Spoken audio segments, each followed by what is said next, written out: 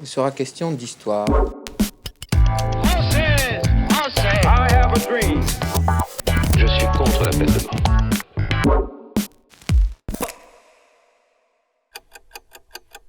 Le 4 avril 1968, Martin Luther King, ardent défenseur des droits des Noirs américains, est assassiné d'une balle dans la tête devant sa chambre d'hôtel à Memphis.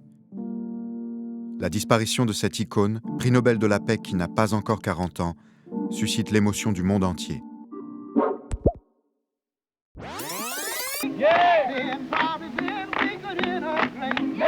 En 1968, cela ne fait que quelques années que Noirs et Blancs peuvent manger dans les mêmes restaurants, s'asseoir côte à côte dans les bus ou apprendre à lire dans les mêmes écoles. Le pays sort à peine de 100 ans de ségrégation raciale.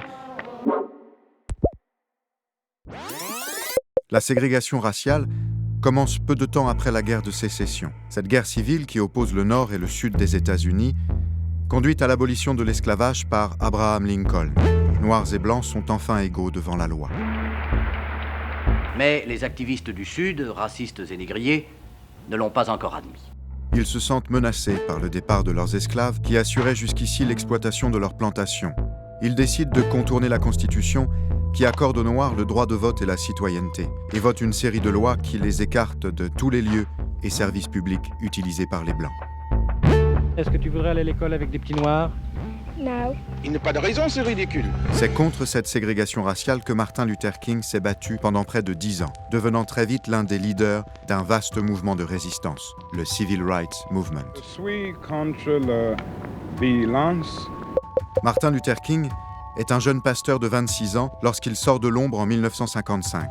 Remarqué pour ses talents d'orateur lors de l'un de ses sermons, il prend la tête d'un mouvement de protestation contre l'arrestation de Rosa Parks, une femme noire qui a refusé de céder sa place à un blanc dans un bus de Montgomery.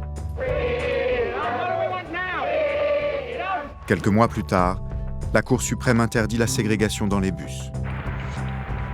Cette première victoire a pourtant un arrière-goût amer.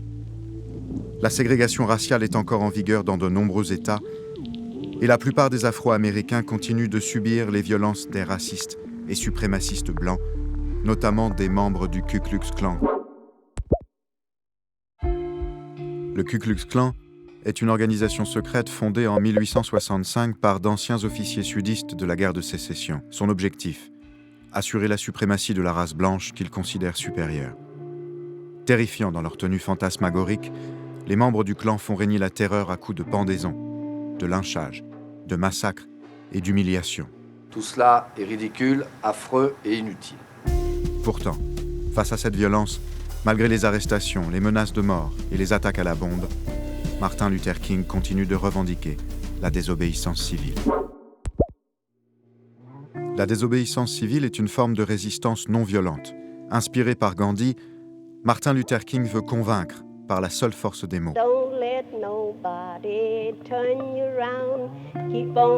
Ces marches pacifiques rassemblent des milliers de personnes dans tout le pays.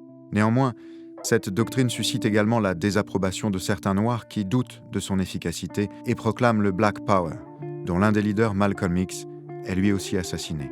En 1963, la marche de Washington marque l'apogée du mouvement. Plus de 200 000 personnes défilent. De nombreux orateurs prennent la parole devant le Lincoln Memorial et Martin Luther King y prononce son plus célèbre discours. I have a dream.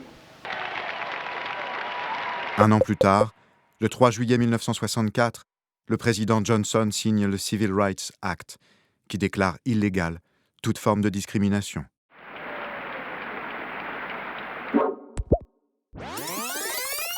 Deux mois après sa mort, la police arrête James Earl Ray, un suprémaciste blanc qui avoue le meurtre et est condamné à perpétuité. Mais il revient sur ses aveux, et certaines failles dans l'enquête alimentent la théorie d'un complot fomenté dans les plus hautes sphères politiques.